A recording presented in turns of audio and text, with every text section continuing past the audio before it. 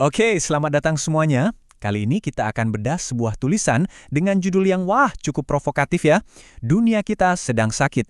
Nah, kita akan coba pahami bareng-bareng, menurut tulisan ini penyakitnya apa sih? Dan yang lebih penting lagi, obatnya apa?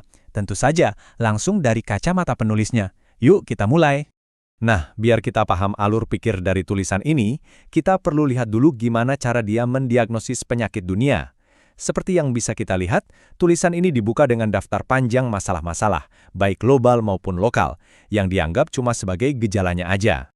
Kalau kita lihat di skala dunia, dokumen ini menyorot konflik di Palestina, Suriah, dan Myanmar. Terus kalau di dalam negeri, di Indonesia, yang disorot itu masalah korupsi, ketidaksetaraan ekonomi yang distilahkan sebagai riba, kerusakan moral, sampai kekacauan politik.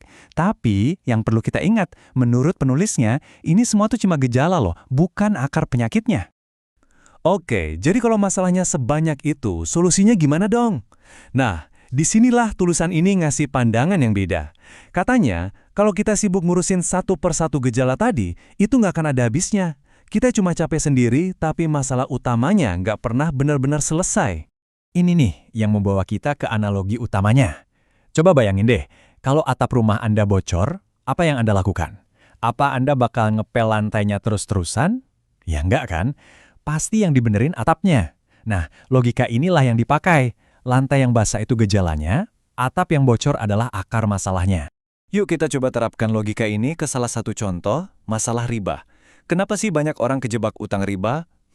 Karena bank nawarin. Terus, kenapa bank bisa nawarin? Karena pemerintah ngizinin. Kenapa pemerintah ngizinin? Ya karena ada undang-undangnya. Nah, pertanyaannya, siapa yang bikin undang-undang itu? Lewat alur kayak gini, tulisan ini mau menunjukkan gimana masalah yang kelihatannya personal, kayak utang, itu akarnya ada di sistem pemerintahan dan hukum. Nah, dari situ kita sampai ke diagnosa intinya yang diambil dari kutipan Taqiyuddin An-Nahbani. Menurut dia, masalah utamanya itu ada dua. Pertama, penguasa yang disebut sebagai agen-agen kaum kafir penjajah. Dan kedua, diterapkannya apa yang disebut sistem kufur atau sistem non-Islami. Nah, dari sudut pandang tulisan ini, inilah si atap yang bocor tadi. Kalau gitu, pertanyaannya, kapan atap ini mulai bocor?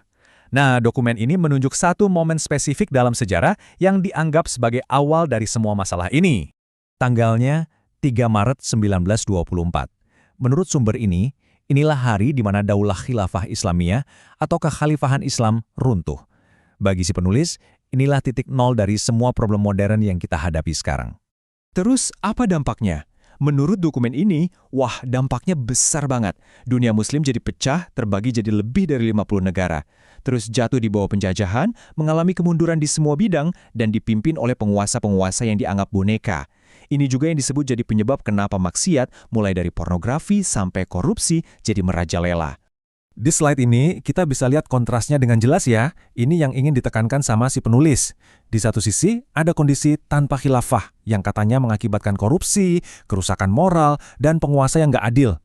Nah, di sisi lain, ditawarkan visi khilafah sebagai solusinya, yang intinya ada 3, kepemimpinan tunggal, penerapan syariah secara total, dan penyebaran dakwah Islam. Oke, jadi kita udah lihat diagnosis penyakitnya, kita udah tahu akar masalahnya, menurut tulisan ini. Sekarang kita masuk ke bagian solusinya. Yuk kita lihat lebih dalam, apa sih yang dimaksud dengan khilafah menurut sumber yang lagi kita bahas ini. Menurut sumber ini, khilafah itu bukan sekedar istilah kosong. Ini adalah sebuah sistem pemerintahan yang sangat spesifik, yang definisinya dipegang oleh 3 prinsip atau 3 pilar utama.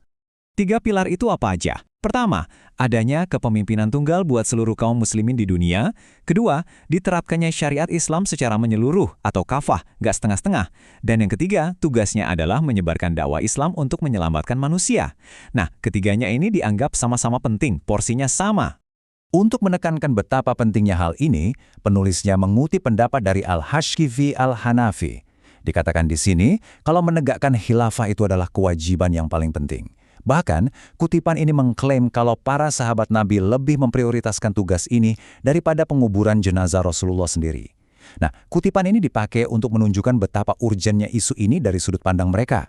Baiklah, jadi diagnosisnya ada, penyebabnya ada, dan solusinya juga udah ditawarkan. Sekarang, bagian terakhir nih, apa yang harus dilakukan? Apa seruan dari dokumen ini untuk para pembacanya?